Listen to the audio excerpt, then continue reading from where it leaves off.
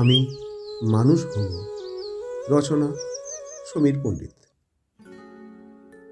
মা, বাবাকে একটু বলো আমাকে একটি বর্ণপরিচয় কিনে দিতে।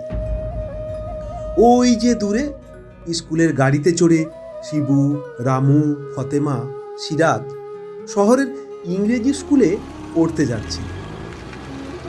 সেদিন দাদু বলছিল ওখানে পড়লে মাসে মাসে অনেক টাকা লাগে।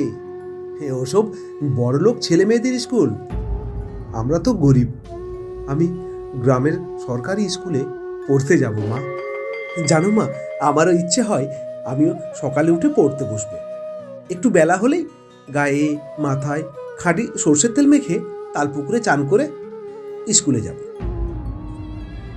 আমিও শিখতে চাই মা, সমাজে মাথা উঁচু করে বাঁচতে চাই। বাবুদের ছেলে মেয়েদের মতো আমরাও মাথা উঁচু করে বাঁচব। কেউ অশিক্ষিত বলে আর আমাদের অপমান করবে না।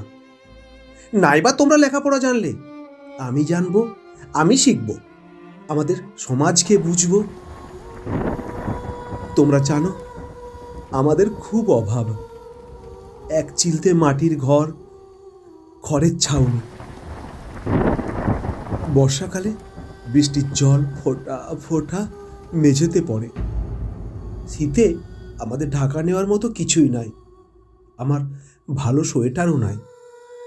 ওসব নাই থাকুক, আমার কিছুই ওসব দরকার নেই, শুধু একটি বর্ণপরিচয় কিনে দাও। জানো, আমি সব দিন সময়ে পেট ভরে খেতে পাই না। কি করে পাবো? আসলে বাবা যা কাজ করে বেতন পায় তার সবটাই মদ খেয়ে নেশা করে শেষ করে দেয়। মা, তুমি লোকের বাড়িতে কাজ করলেও তুমি পারবে। তুমি যে মা, তুমি তুমি সব পারবে।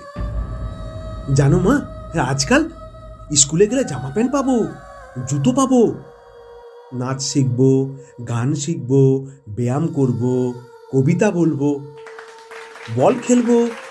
আর আর জানো মা, দুপুরে অন্তত মিড ডে মিলে দুমুটো খেতে পাবো। ঘরে তো সব দিন পেট ভরে খেতেই পায় না। দাও না মা, আমাকে একটি বর্ণপরিচয় কিনে। ও মা, মা, ও মা, দাও না আমাকে একটি বর্ণপরিচয় কিনে। তোমার কাছে টাকা না থাকলে বাবাকে একবার বলো আমাকে আমাকে একটা বর্ণপরিচয় কিনে দিতে। আমিও লেখাপড়া শিখতে চাই, আমিও বড় হয়ে চাকরি করতে চাই। বড় হয়ে তোমাকে একটি দামি শাড়ি কিনে দেব, বাবাকে জামা প্যান্ট, বোনের জন্য লাল ফ্রক, একটি ছোট্ট ঘর, বোনের ভালো ঘরে বিয়ে। সব সব আমি দায়িত্ব নেব। লেখাপড়া শিখলে সব করতে পারবো মা। আমাকে স্কুলে ভর্তি করে দাও, আমিও বাবুদের বাড়ির ছেলে মেয়েদের মতো পিঠে ব্যাগ নিয়ে স্কুলে যাব। আমিও আমিও মানুষ হব। আমিও মানুষ হব মা, আমিও মানুষ হব।